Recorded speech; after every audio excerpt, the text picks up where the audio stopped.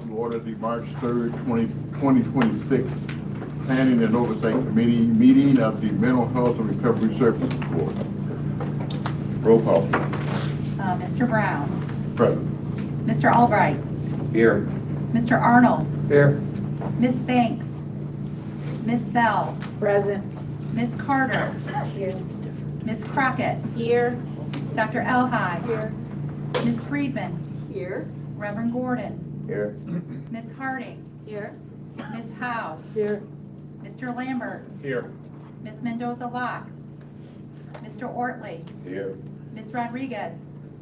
Mr. Salas. Here. And Major White.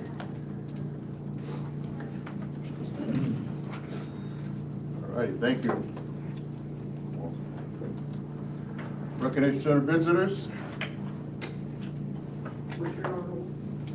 Jason Pollock, task. Nelson Wynn, Shannon Finch, board staff. Amy Krickemeyer, board staff.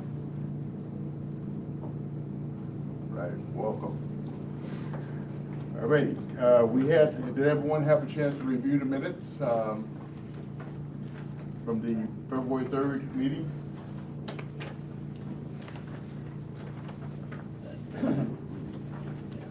All righty, I have a motion.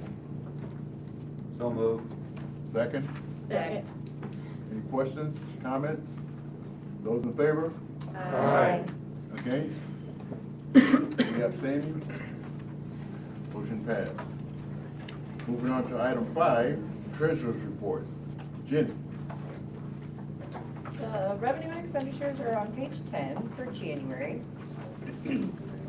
So overall, it appears that we're very close to budget, revenue and expense-wise, but there's some fluctuations within, so I'm going to try to go through some of that for you. Specifically, like federal revenue, you see a budget variance of almost $800,000. Part of that is SOS 3.0 NCE goes between years. So our state opioid and stimulant response program goes over multiple fiscal years. When we budget that, we budget it evenly throughout. So at the end of 2025, June of 2025, we were over budget. Now we are under budget through last September. So there's a little bit of fluctuation there, but overall that program, we were only underspent by $2,000, I think, ish. And then a similar kind of thing is happening with SOS 4.0 year 2, which started in October of 2025 and goes through September of 2025. So some of that is just timing of the revenue and the expense and aligning them and where it's going to fall at the end of the fiscal year. And then we run into the same kind of situation on miscellaneous revenue because a majority of what is in there is Danny's Place construction. So you might remember at the end of fiscal year 25, in June of 2025, we were significantly under budget, but this year we're trending over budget because the expenses are actually hitting this fiscal year. And then as far as the expenses go, in the grant funded program expenses, we're actually, this is the closest we've been on that in a long time. We're at 95% of budget. There are some things that are underspent, like the state opioid and stimulant response that I mentioned for revenue, it's also under budget. But Danny's Place is over budget, so it's offsetting and making us very close to budget, if that makes sense. And then I also wanted to draw your attention to the pass-through program expenses. We've had questions come up before of what do you do if that's off the budget? So those are, just to clarify, those are programs that Ohio Department of Behavioral Health says, this is how much it's going to go, or how much it's going to be, this is who it's going to go to. We are strictly the pass-through entity. So we don't have any control over when draws are made, we don't have any control over when we get payment, the expenses, we don't see any of the detail on it. So when we budget based on, this is what they say the amount is at the beginning of the year, and we just have to make the assumption that it's going to flow that way. We recently found out that many of the programs, I think 3 or 4, that we thought were going to flow through us, actually are not. We reached out to DBH and they said, they didn't respond, so we reached out directly to the agencies and said, hey, do you guys know what's going on? And they said, oh yeah, that came directly to us.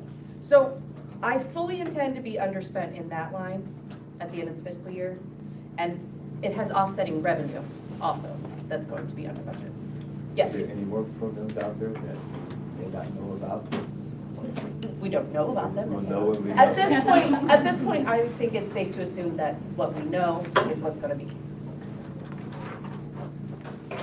We haven't identified a reason behind that? No.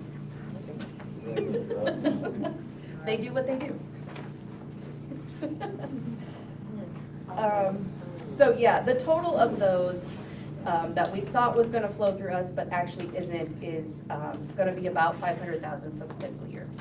So part of that 560,000 variance right now is timing, because we didn't know when to expect the expenses, but part of it is truly underspending.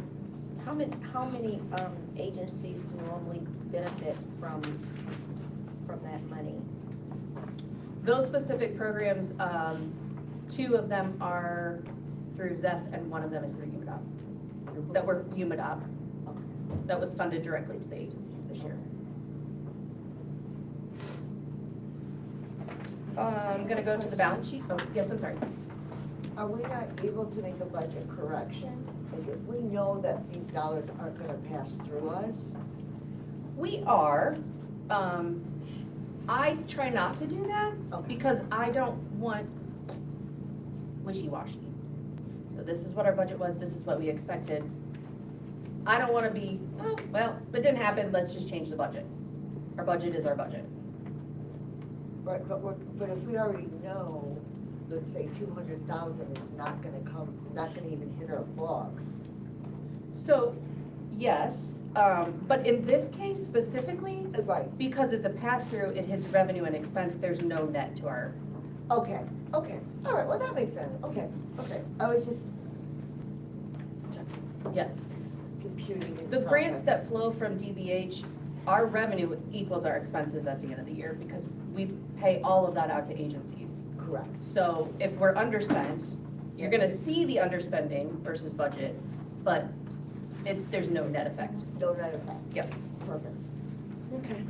Jenny, a question. yes. On the pass-throughs, as I recall, sometimes we're getting funding from a state source and we are committing to do some sort of oversight, minimal. So if they're sending money directly to them, and even though we're a pass-through, when it comes to us, it goes to them, are we still obligated for some oversight that we're not really able to do if they're sending money directly to them? So, 2 things. If they send it directly to them, we're not a part of that at all. We're not responsible for the funds. Okay. If it passes through us, if it's in the case of like federal funds, yes, we are required to do subrecipient monitoring, and we do as part of our compliance review. Okay, all right. I was just concerned about those circumstances where we're not. But you, Well, we thank thought you. it was gonna come through us and And now it's and not. it did, Yes. okay. We're not required to do anything for that because it doesn't flow to us. Okay, all right, thank you. So they trust us enough not to tell you anything, right? Well, what they sent out at the beginning of the year, it lays out these are the grants, this is who it goes to, this is the dollar amount, said that it was coming to us, but then it never came, so we started to inquire, and that's where we ended up. Yeah. On the balance sheet, pretty much the only significant changes in cash. January was a grant month payment, so that, and then it was partially offset because we got our quarterly allocation payment from DBH. So you still see a decrease in cash of about 1.4 million. And then that brought our non-designated board fund balance down to just over 16 million. And there are payments on pages 12 through 14, and like I said, January was a grant payment month, so you'll see a lot of that. And there is a motion on page 9. Motion to approve? So moved. Second. Further questions, comments? Those in favor? Pass? Aye. Those against? Any abstentions? Motion passed. All right, moving on to item 6. Jennifer. Hi, everyone. The landlord incentive funds, the purpose of the funds is to incentivize landlords to accept individuals with criminal history, that have mental health or substance use disorder. It's to incentivize them to actually rent to the person, because normally a person wouldn't be able to. There's challenges with actually getting a lease for like a year. So the Toledo-Lucas County Homelessness Board operates a HIVE program, which is Housing Integration for Visibility Engagement. So what we're trying to do is have them connect their case managers with landlords to be able to rent to this population. So we currently have agreements with 2 agencies to use these funds. And so far this fiscal year, they've used $2,200 of the available $39,390.50.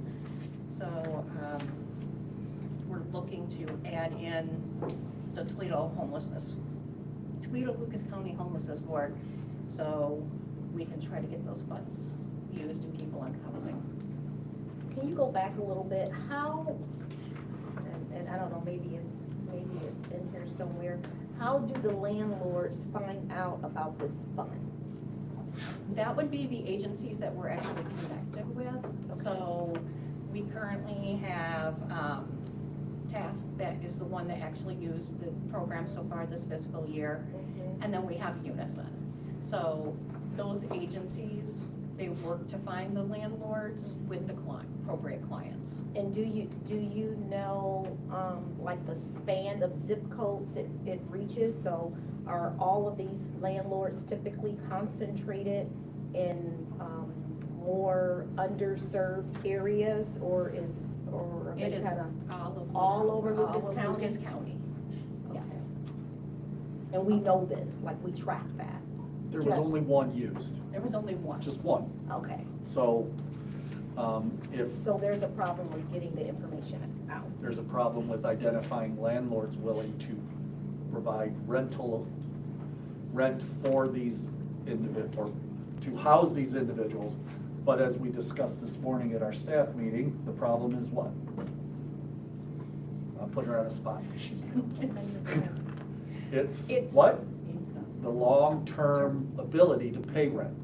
Yeah, so a lot of people usually get like Social Security benefits. Sure.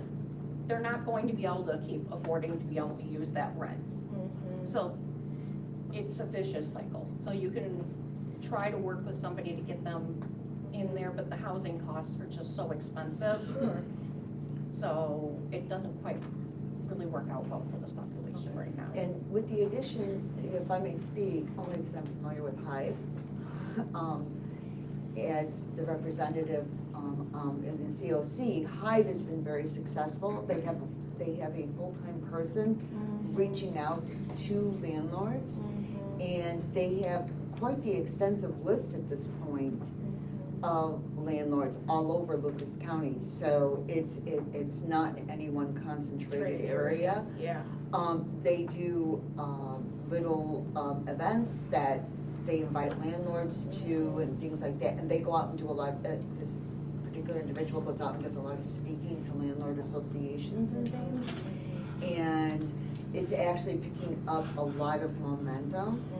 And I think that we will see this $39,000 probably disappear a lot more quickly once HIVE has access to these funds, because that's the toughest part, is not only just the affordability of rent right now, but it's also giving them that guarantee for if something happens to the property. Is question. Is the issue the number of landlords willing to rent? That's my first question. Second, are the landlords concerned that, you mentioned Social Security or, government benefits, that they don't have a sustainable income source? Those two questions? Are those the two big questions? I wouldn't bite on that. Because I know exactly where you're going. No, I mean, because I'm looking at this, and honestly, in my prior employment place, this would be exactly the sort of population coming in, trying to get the Social Security, trying to get the public benefits. I'm homeless, they either MPI or anything like that, short term. This is a nice interface, so there's a gap here, and I'm trying to kind of figure out what. So we've only had one use it, so we don't know the true extent of the problem.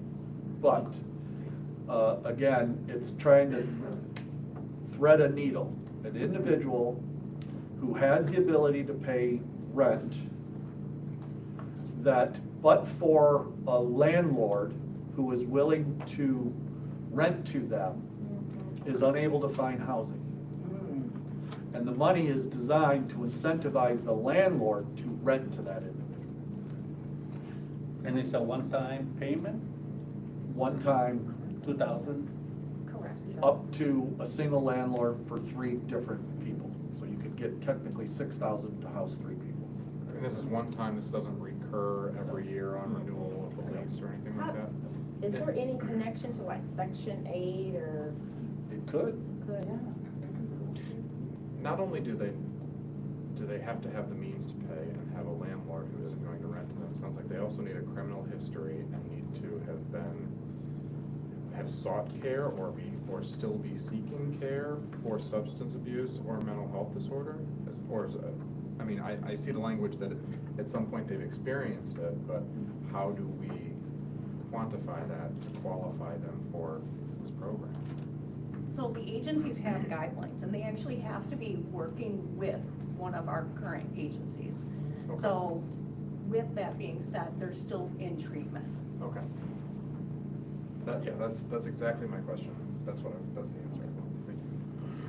Thank you. Did you get your answer? No, well, actually, one question. How can we help? Because clearly there's a gap going on here. And we're in March. You've got 39, almost 40,000 left. How can we help in terms of spreading the information? Because to me, this is gold. How can you send it out before it depletes? I guess the other question would be, where's the money coming from? Is it mental health board funded or state? It's DBH funding. So isn't the purpose of this motion is to help get, so yeah, that's how we can help, by getting the Lucas County, Toledo Lucas County Homeless Board involved to help us. I think that helps us reach more people.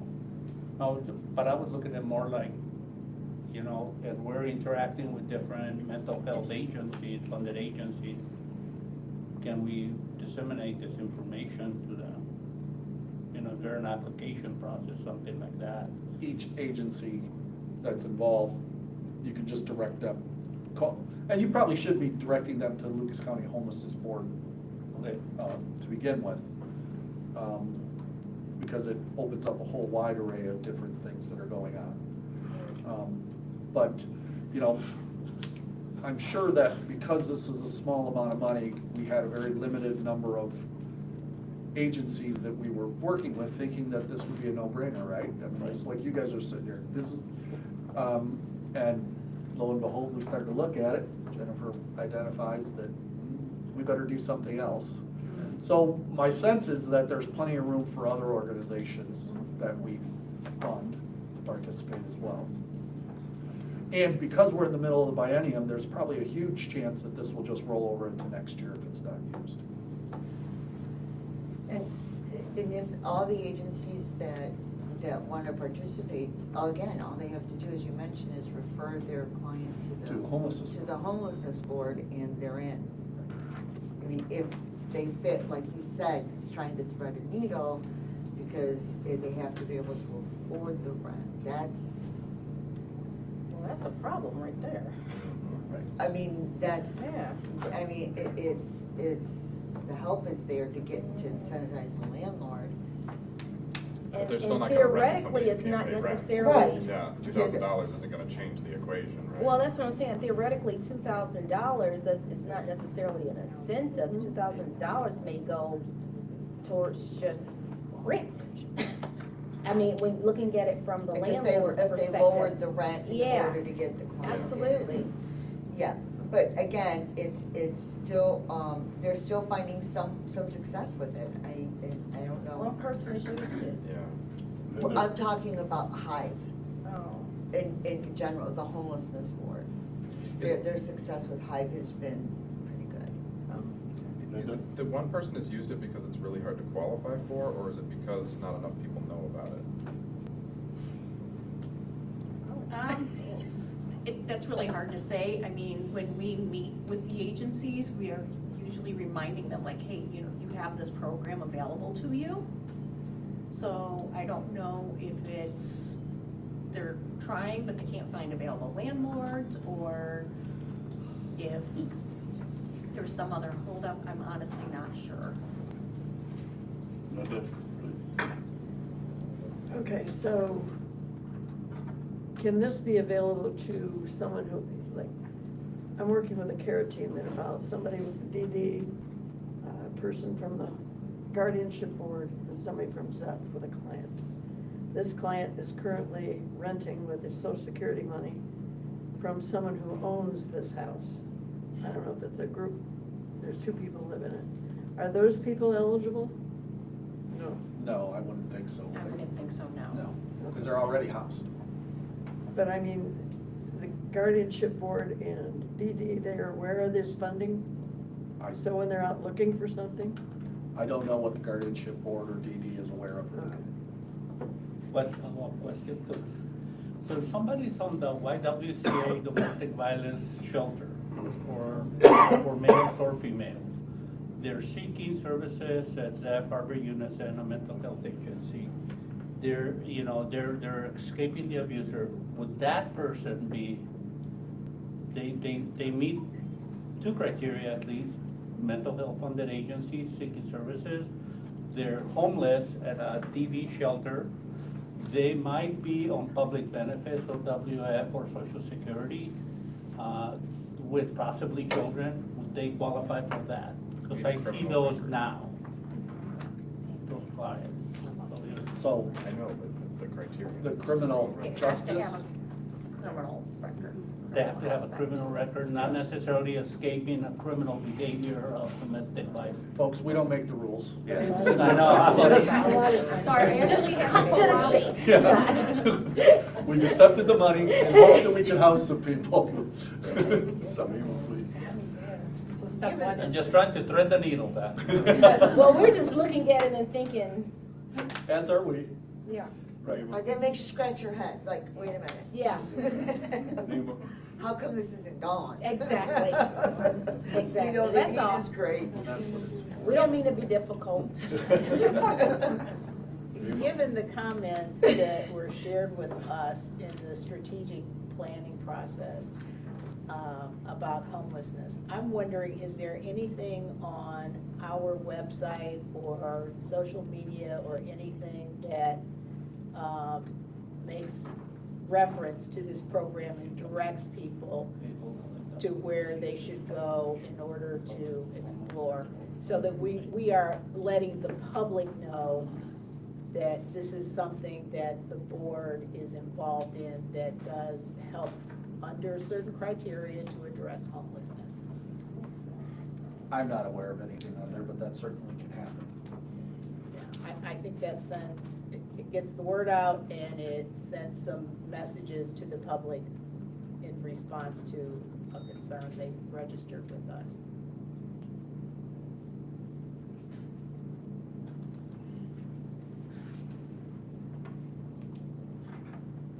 So what are we doing approving this. All right. Does that conclude? I'm with you. I'm with you. Are. She's good. Yeah. I'm, All right, there's a motion on page 15. middle So page. moved. Second. After we beat it up, Any right? further comments, debate, or discussion? All right, those in favor? Aye. Against? Any abstentions? All right, motion passed. Thank you. Moving on to item 7, health officer designation. All right. Jennifer as well. That is on towards the end of page 15. Per the Ohio Administrative Code, we had the health advisor group. We actually met, we reviewed the applications, discussed the applications. We had 2 people for new applicants, and we had 6 renewals. I verified all of the documentation for the individuals. You do not see demographics on here. I will actually have them done for you at the next board meeting. I had a couple people that left agencies and were just notified, and then some that actually were transferring agencies, so I'm working on the Excel spreadsheet to make sure that it's actually fully accurate to display to you guys. So there is a motion on page 16. No, I'm sorry, it's actually on page 15 for the health officers. So moved. Any questions on that? All right. Those in favor? Aye. Any opposition? Any abstentions? Motion passed. Thank you, Jennifer. Moving on to item 8, mid-year agency performance report, be Julie.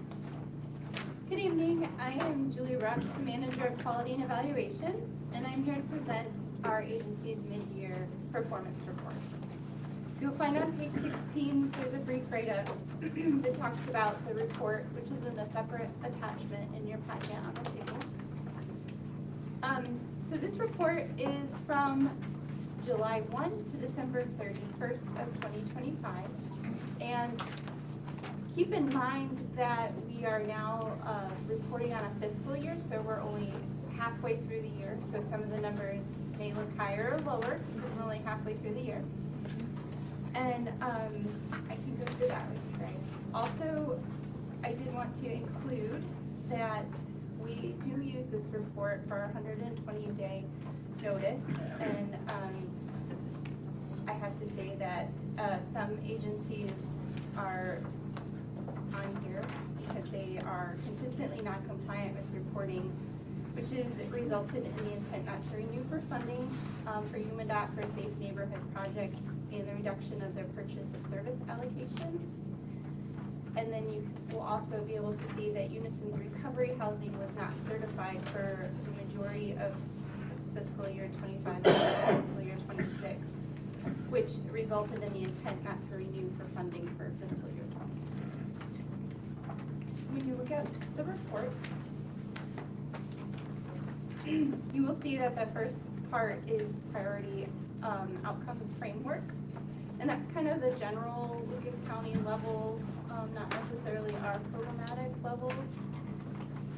There's not a lot of change in that because we do depend highly on the Lucas County Health Assessment, and there hasn't been a new one released lately. If there's any questions, I can answer. Oops, it's a little All right, so again, everyone, the report, you did find the report that she's referencing, correct? She's not doing that. Okay, and then we'll move on to our agency programs and what they report on. I'm happy to say that we have 66 programs that report to us from 25 agencies, and we are in a 90% on track for our agencies and programs. And And you can see that our treatment has a 96% on track with 27 out of 28 programs on track. Our prevention is at 86% with 12 out of 14 programs on track. And our supportive services is also at 86% with 18 out of 21%, or 18 out of 21 programs. Our treatment program that is not on track is UMADOC, SUD outpatient treatment, and medicated assisted treatment. They have not turned in the reporting for this reporting period, which is why they're not on track. Our prevention services not on track is our Sophia Quintero Advanced Adelante program. They just have not met the targeted outcome for this reporting period. And then UMADOC, the Safe Neighborhood Projects, we still don't have any reporting. And then our supportive services not on target. The first one is our government benefits from ABLE. They just did not hit the halfway mark yet, and they did report that there's a lack of referrals at this time. What's government benefits? Government benefits, Oh, that's That's cute. cute. The government benefit program, they actually help people that are struggling to receive benefits, so like Social Security. Okay. So they help them apply and obtain benefits. Got it, okay. Can we go back to the, sorry, the Sofia Quintero? Mhm. So the performance is not on track, and then the comments is not serving expected students. What is exactly the program itself? What are they supposed to do? So they're a prevention program, so they actually go into schools here in Lucas County, and they teach prevention to youth in the schools. So they're supposed to serve 100 students, which would technically be roughly 50 students at the halfway mark. And they're currently serving 46, I think. Don't quote me on that one 100%, because I'm not looking at the numbers off the top of my head.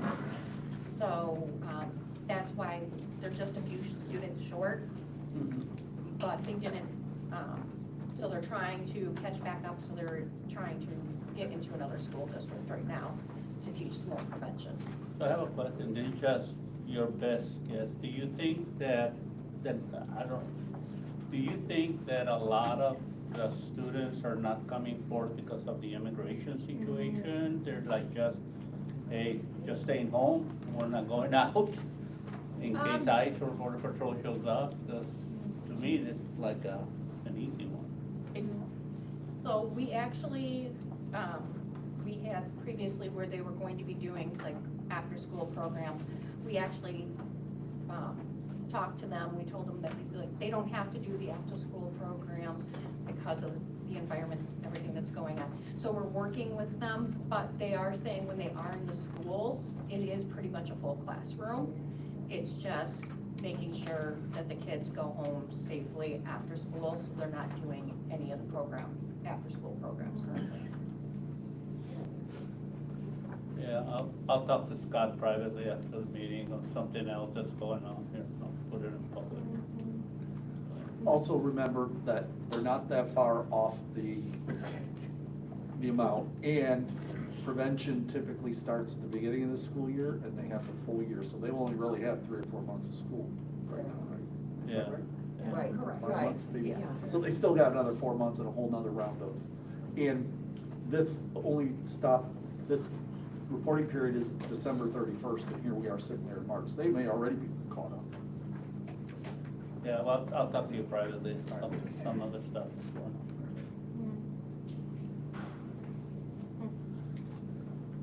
Going back to the support service with ABLE, and you mentioned a referral process. Is that referral process only for funded agencies, or is it, how does that work? It's for, anybody can be referred to them, like you just pick up the phone and call them yourself and tell them like what you need help with, and they will go through work with you. Again, I'm pretty well versed in the community. I had never heard of this program availability, so that's interesting. Very good, thank you.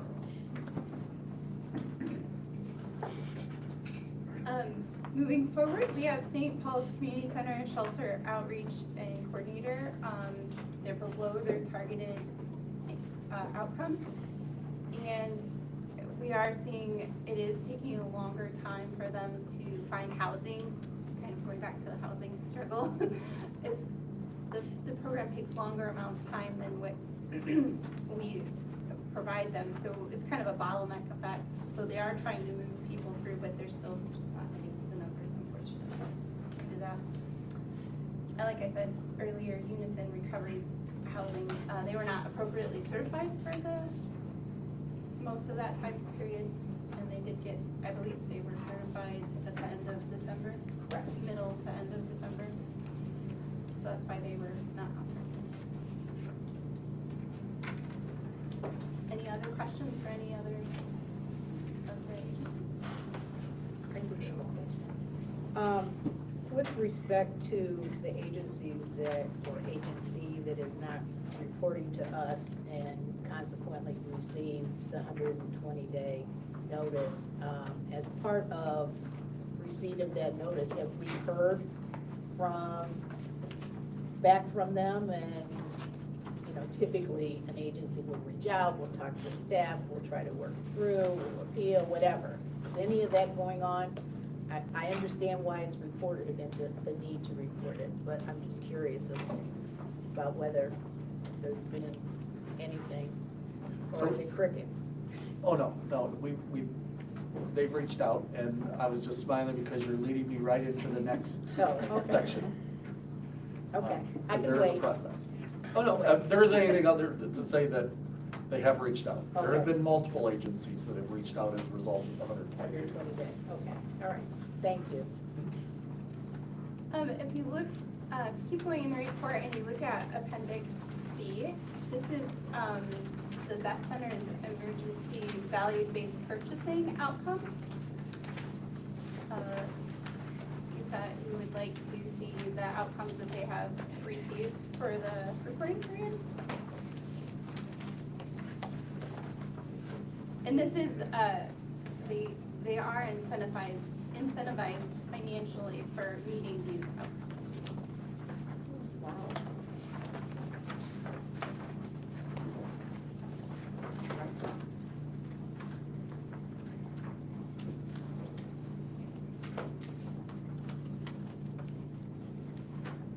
Okay, moving on. We have been asked to provide an overachiever and/or a shout out to our agencies. And these are our agencies that are meeting and/or exceeding. And just kind of try to, again, remember that this is the half year, and some of the numbers will look a little weird, but that's because we divided them in half, so they are like exceeding. And there is no motion, this is just for your review.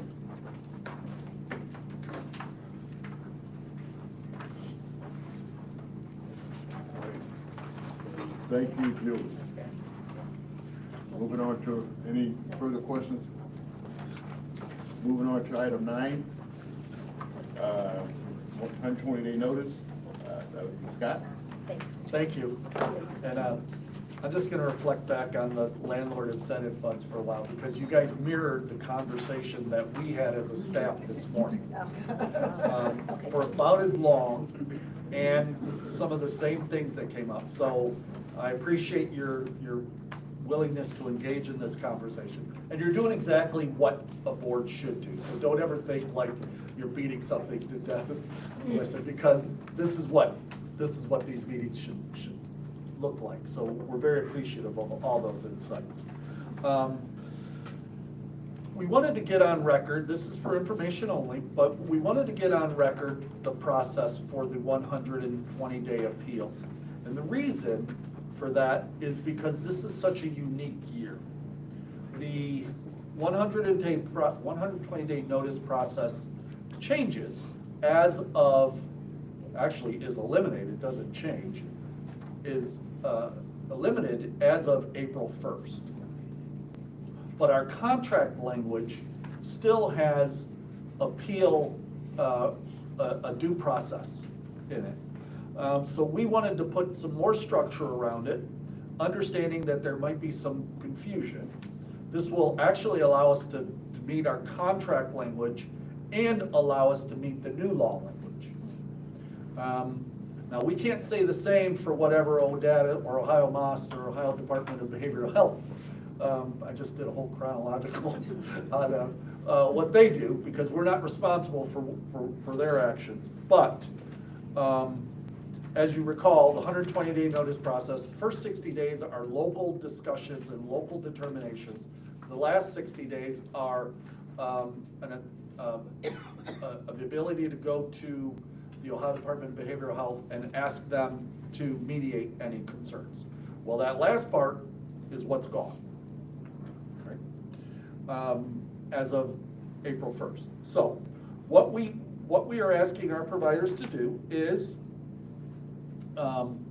if you are going to appeal, provide us an appeal letter in writing before March 14th, essentially telling us why you disagree with our decisions. At that point, board staff will engage that provider in a meeting to discuss mutual concerns.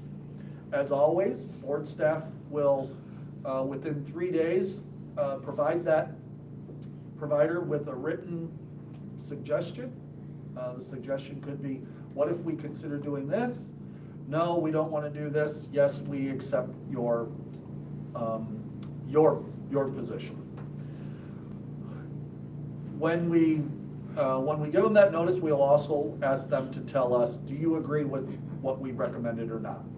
And if they say yes, then we write it up in the next P&O meeting and say, this is our recommendation for resolving this dispute related to a 120-day notice. If they say no, we will then ask them if they want to have a board-to-board meeting. If they decide to do that, we will still write it up as to what happened within the Planning and Oversight Committee, if timing allows, or at the board meeting, because some of this might get resolved after the Planning and Oversight Committee. We will still write it up as to what happened. Board staff will let you know what our recommendation was, but we will not be making another recommendation as to how to resolve that. That falls squarely within the board's discussion.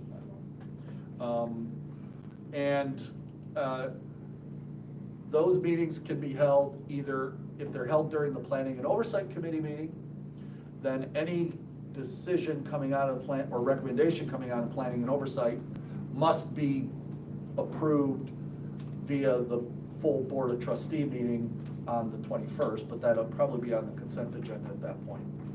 And then anybody who we couldn't get into the Planning and Oversight Committee meeting, because let's face it, those things, board meetings can take a little bit of time, will be pushed to a walk-on item within the trustee meeting on the 21st.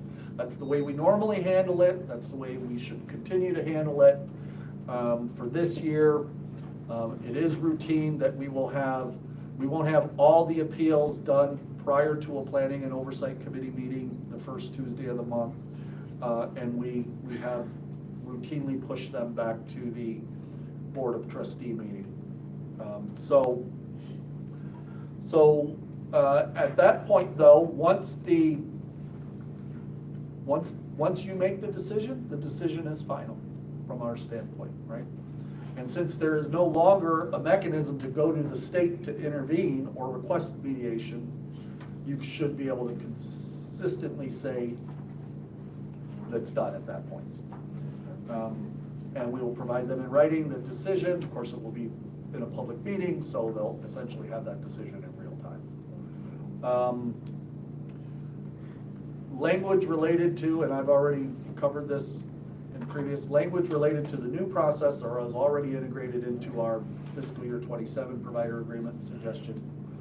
or recommendations, and we'll see where that language ends up once we get feedback from our providers. But I would expect a number of providers to appeal. We always encourage an appeal. If you think we did something wrong or we didn't make the right decision, come on out and let's have that conversation, because somewhere in the middle then maybe we'll have a good recommendation for our community. So we don't take offense to it, and I've always encouraged it. So that's the way our process works. There isn't anything for you to vote on. I'm happy to answer any questions related to this if you have any. You said you expect a number to appeal, correct? Yeah. So what's the percentage of folks who we are saying we're denying? Well, we won't know that until we actually until we go through the due process. So we've given everybody a 120-day notice for very different things. That was in the last packet. Some, we just want programmatic changes. Some we're recommending reduction in funding. Some were reduction, or some is no funding. And then some is just contract language. They can appeal any and or all of them. Got it. Okay. And we won't know until they tell us in writing what they're appealing and what their proposed resolution is. Okay.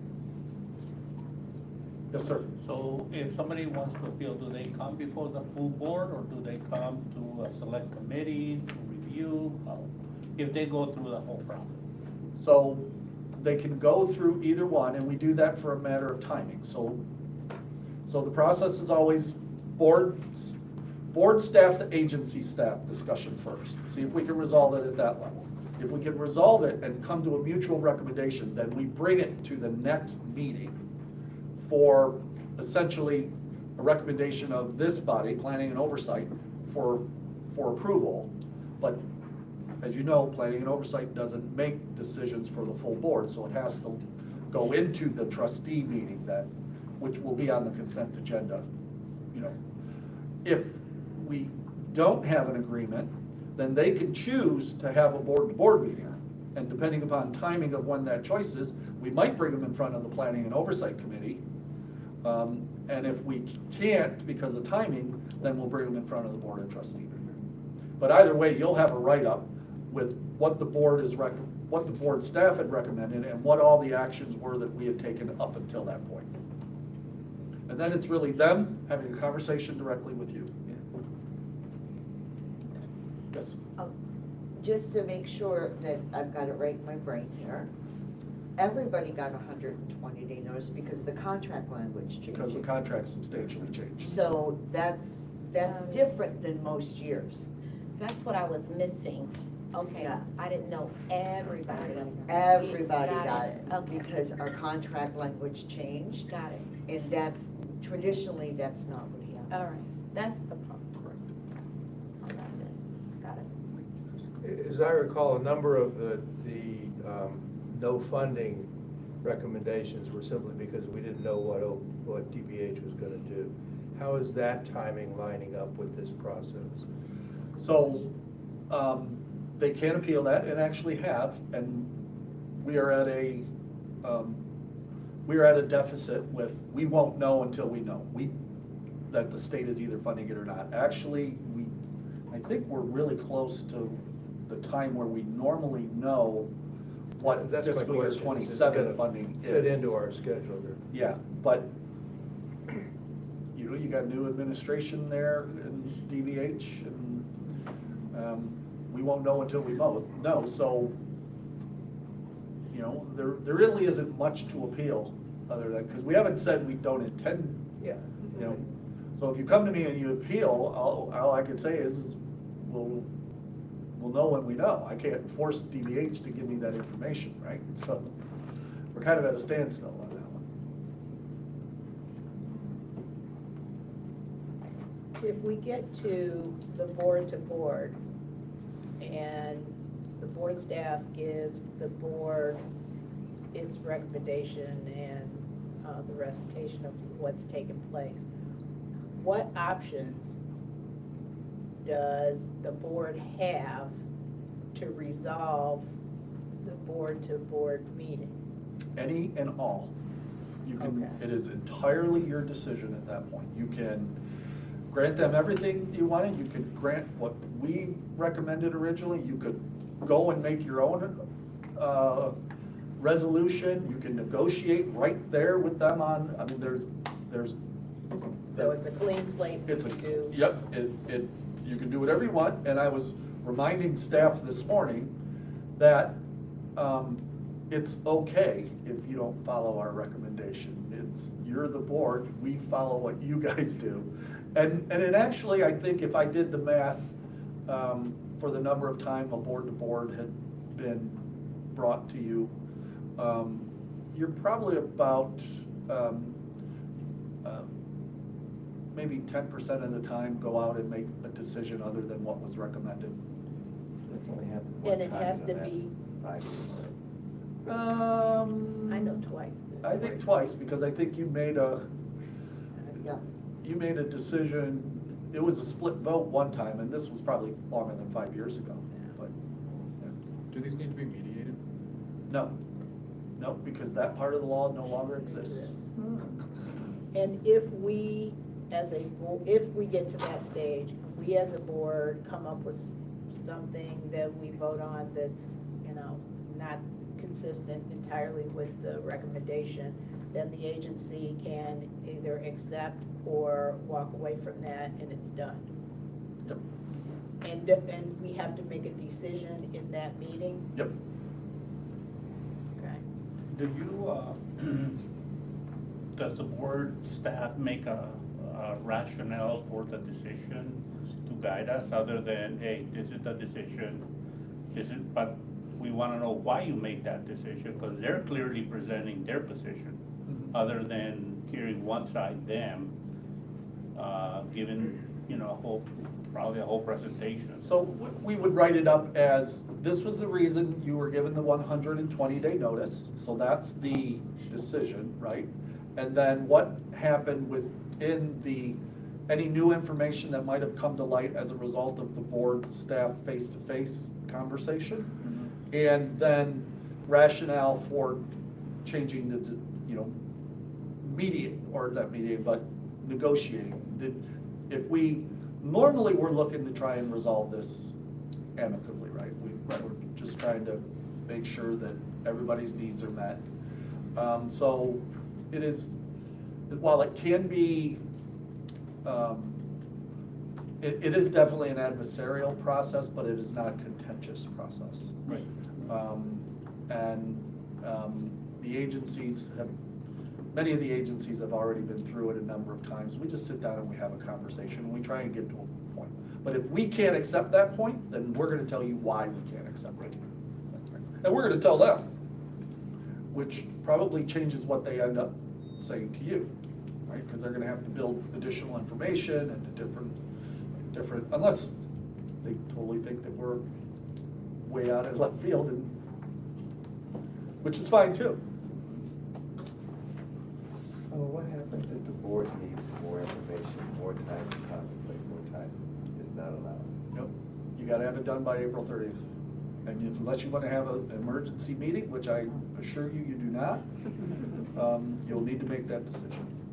And remember that we're approving the 120-day notices, so we already know a lot of information, have asked a lot of questions and gone over it. It's not like these were blindly sent. They were sent with our approval. Now, I will tell you one thing on your question. I might have spoken a bit too soon. There has been a few times where the parties have mutually agreed to continue negotiating beyond the 60-day period.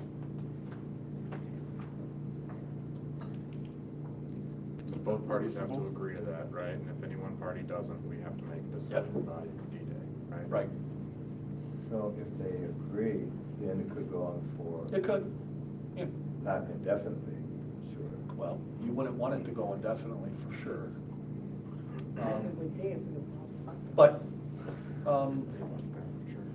there is a precedent that has pushed it past the 60 days. Go ahead, Linda. all those people that got the 120-day notice, just because the contract language had changed, if you don't hear from them, they have accepted that change, is that it? Or They they don't haven't have read to. it, or they haven't had their attorney read it, or there's a whole number of reasons. I I'm mean, not they even gonna don't- presume why they haven't responded. They don't have to We're waiting for them respond to sign saying, it. hey, I got this and I agree to it. Right. I don't ask for a, do you agree or not? Okay. The process is the process. All right. We've run this process for as long as I've been here. Now, it's not uncommon that we might get some comments after the fact. And of course, if they're logical, we might make some modifications, because you haven't approved the final contract yet. That's the other thing, you approved the draft. The final contract incorporates any of the appeal discussions or any of the things that we find out along the way. But that final contract will be to you probably at the April meeting, if there aren't any changes identified. My guess is there'll be a few requests.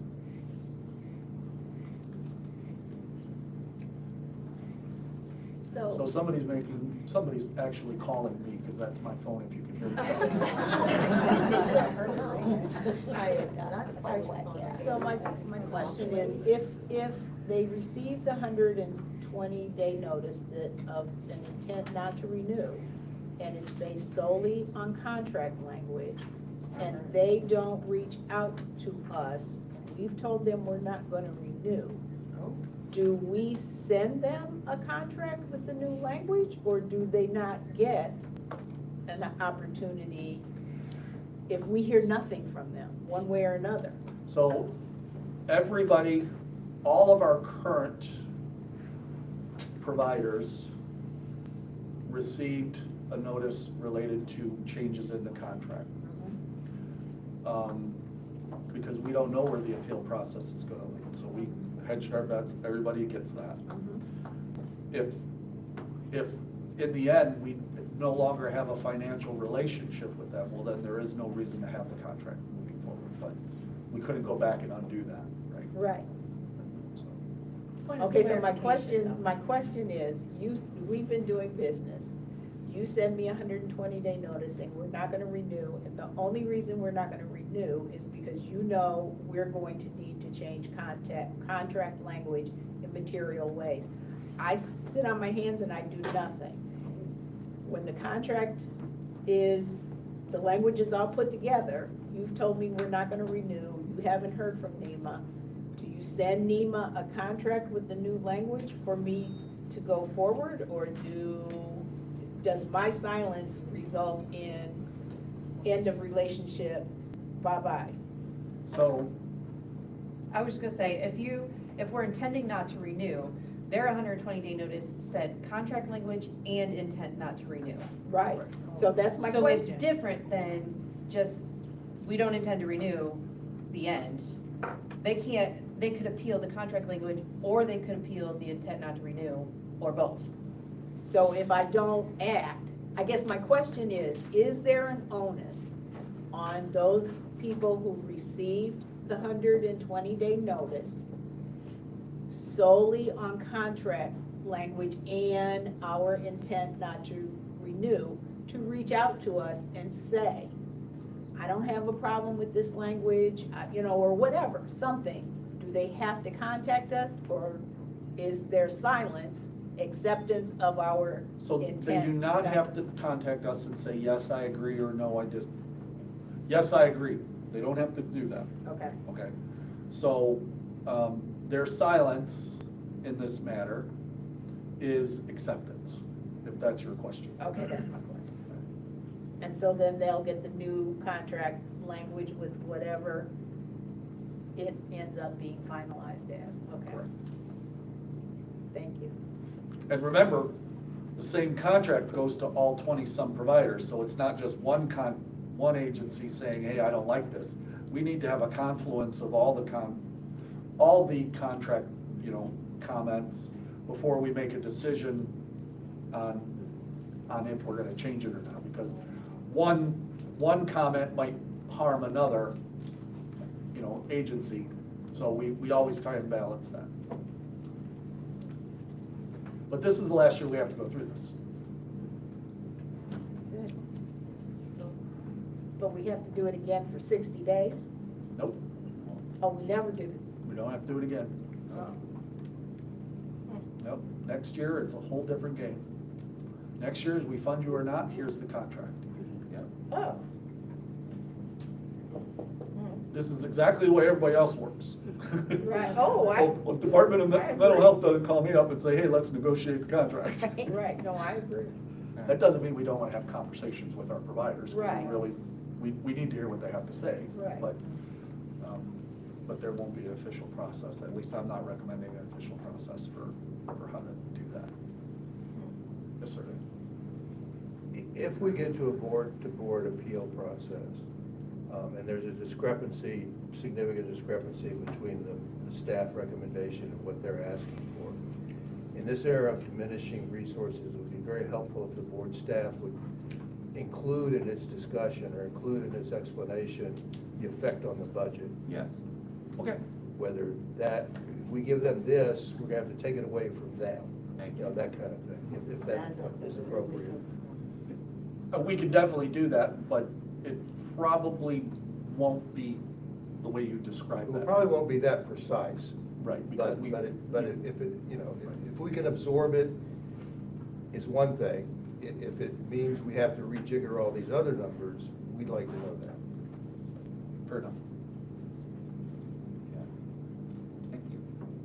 Yeah, Any further discussion? No? Well, that's a good conversation. It's important stuff. The 120-day notice and what we're gonna fund and how we're gonna go about it is important stuff, so. All right, Scott, do you have the next item? Multiple questions from me? More important stuff. So and I think at my last director's report, I talked to you about the Adult Mobile Crisis Grant that we received for the region.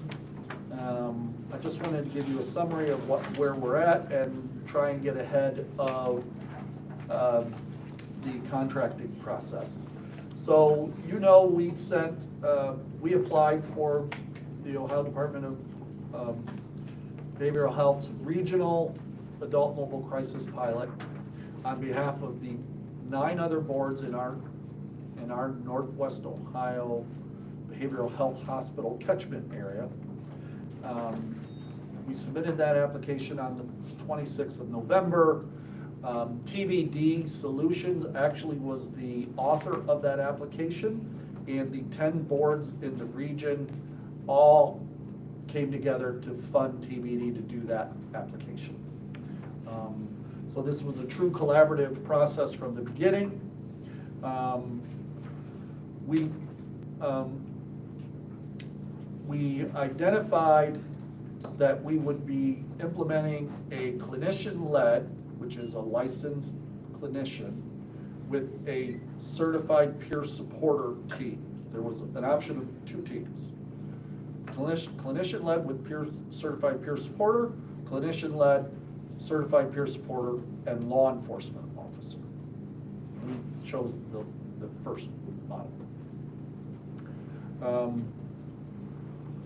We submitted the grant on time. We asked for essentially $11,741,319 for a period of 1 year. The grant is a 1-year grant. The request was in addition to any contributions locally. Most of us are already funding some level, I would say most. About half the region is already funding some level of adult mobile crisis. So there was local contributions that were identified in this application as well, and third-party Medicaid reimbursements as well. Total application, $17,863,000. On January 16th, we were notified of a tentative award of $2.5 million. And told, okay, what you wrote before as far as covering the whole region, having all the boards participate, no longer exists. Scale down your application. to meet the parameters of, you need to have at least one or more, or at least 2 boards, and any county that is included has to be contiguous, meaning they have to be connected. It also needs to be a mixture of urban, rural, and suburban areas. And finally, you need to stick to the clinician-led certified peer supporter model. Go figure it out. So I brought it back to our board collaborative. We meet routinely, at least once a month, to have these kinds of discussions. And it was agreed that all the boards wanted to still participate, which is great. About half the boards don't have an adult mobile crisis, the other half does. So what we decided as a group was to take the money, subtract out what we need for administration, subtract out another amount for technology, training, and any miscellaneous expenses, and what was left was essentially 20, well, I guess it would be, let me rephrase that. Subtract out what we need for administration, which is $125,000, and then split the remaining $2.375 million into 2 pools. 60% of the funds would go to communities that do not have adult mobile crisis currently. 40% would be directed to those that have mobile crisis. And then we created percentage based on per capita for both those pools. Push that back out to the agents or to the board, say, okay, talk to your providers, see if they're still willing to do it. Also need to know how much you're going to contribute and how much you think in third-party payer you will generate. Got all that back, and am currently in the process of revising the application to scope all that out. What I'm asking for you to do today is, oh, by the way, I should answer that our total application, revised application, is gonna be, oh, where's that number? $8,937,682, so quite a bit. Logical question is, well, how much is Lucas County actually gonna get, right? So we're gonna get somewhere around 380,000. We would expect a good portion of that to go to Zeph Center to transition their model, to redo their EHR, to redo their workflow, to participate in reporting and all those things. And then 100,000 of that will be saved for technology for the region, the training, any requirements, and any miscellaneous stuff. So what you have in front of you is a series of 3 motions. The motions are first, accepting the ODBH award and allowing me to sign any of the needed contracts to execute that agreement. The second is to take that amount that will be dispersed to either our provider or the other 9 boards, and that amount is $2,275,000, and allocate that to those entities, and allow me to execute any of those agreements necessary. The third is to engage TBD Solutions to act as our implementation administrative support for this regional project at the amount of $125,000. Those are the three motions. This project is moving very, very fast. We've already started the 8-week readiness process last week. So they want to have this essentially on the path to implementation by the end of April. Okay? That means I need to bring this to you today and get this moving so that I can execute contracts with these other entities so that they can start to make the moves they need by May 1st.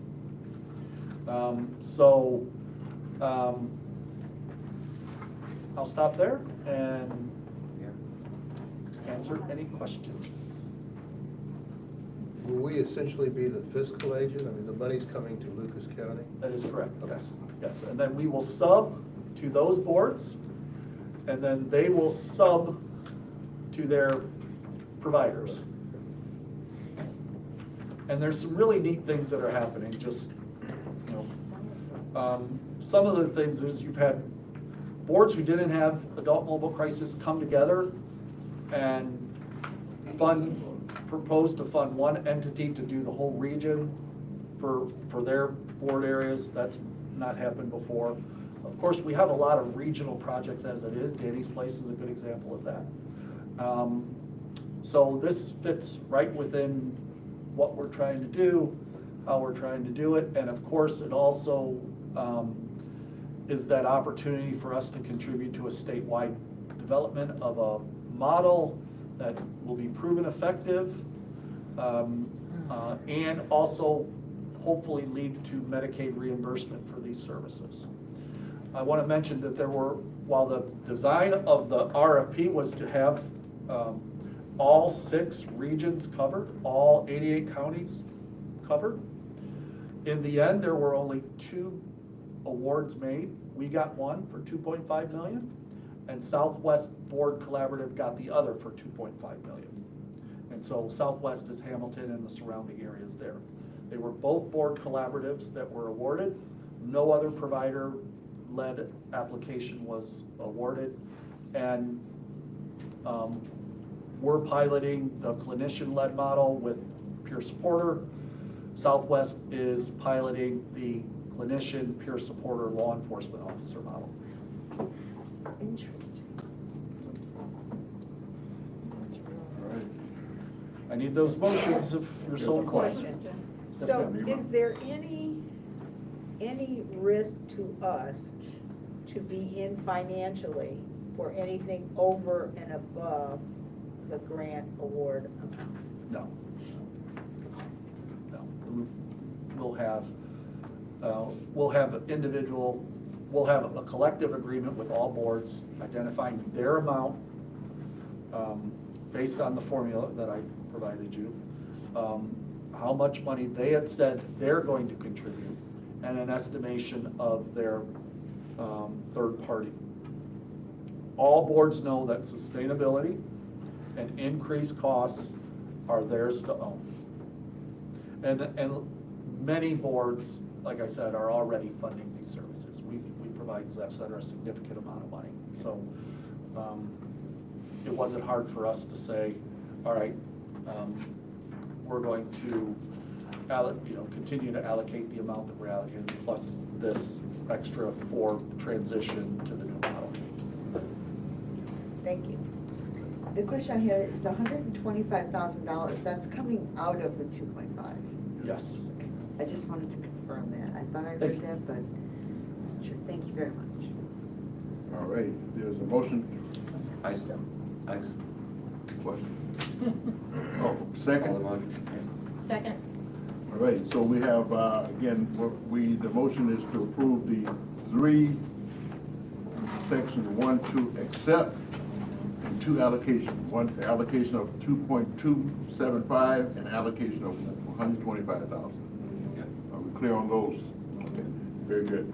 Any additional questions? Those in favor? Aye. Those against? Any abstentions? Motion passed. All righty, open session. Come on up, Richard.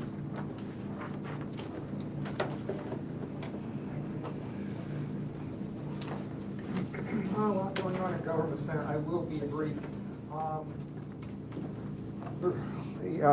If I understand correctly, next Tuesday, City Council will have their regularly scheduled agenda review to discuss whatever. And then at 4 o'clock, a committee of the whole specifically to discuss some form of immigration policy. I have no idea what it says. I do believe you don't need a quorum at agenda review. It's just to put items on the agenda, but you do need one for committee of the whole, and some of the, I'm not going to mention any names, but some of the council members are notorious for leaving meetings early. I'm pretty sure they're going to be tired and cranky by the end of the day, but they will stay and listen to public testimony on immigration reform, and if the council is in agreement, then it goes on the agenda for the 17th to be voted on. We'll see what happens with that. The Plan Commission meets a week from Thursday. They'll be hearing something from Central Dwellings Corporation. Who are they? Your guess is as good as mine. All they have is a P.O. box. They will put some kind of a building at 2855 LaGrange. That's the corner of LaGrange and Dexter. It's vague. It doesn't say who the target population is or anything like that. And they need a zone change. Now, that is right across the street from what the Plan Commission approved last month. That is at 2857, and that's going to be some kind of behavioral health center. Very vague. The only person that showed up to speak on it was the architect. He couldn't talk, he could only talk about the building. He couldn't talk anything about the programming, but it's going to be for both adults and children, and it's going to have therapeutic groups and skills training and employment training and stuff like that. It was approved, but the Plan Commission was not happy that they're using this community recreation active category, and they want to study that because a whole bunch, going back years, of human service agents have been using that. I don't know if City Council Zoning and Planning will ask the same questions. I don't know. But that'll be approved probably in 2 weeks at Zoning and Planning. Oh, and speaking of City Council tonight, we'll approve the annual salary of the City Plan Commission Director at $145,000. That's an item for immediate consideration. It didn't go through a committee. But everybody agreed on it. It was unanimous, so I assume that will pass. Interesting meeting last week. The Toledo Homelessness Board came before the City Council Homelessness Committee. Gloom and doom all across the board with federal cuts. And you know what it's going to mean. Severe and persistent mental illness was mentioned over and over. What's it going to mean when they start ending up in our emergency rooms and our shelters and our jails and all that? But they heard a presentation from, I believe her name is Lieutenant Kelly Russell. She's head of CIT. Boy, she was a big hit. I mean, she used to be trained as a nurse and actually worked at the state hospital for a while. Now she's running the CIT program, and they really were responsive. And she talked about the history of CIT and this board.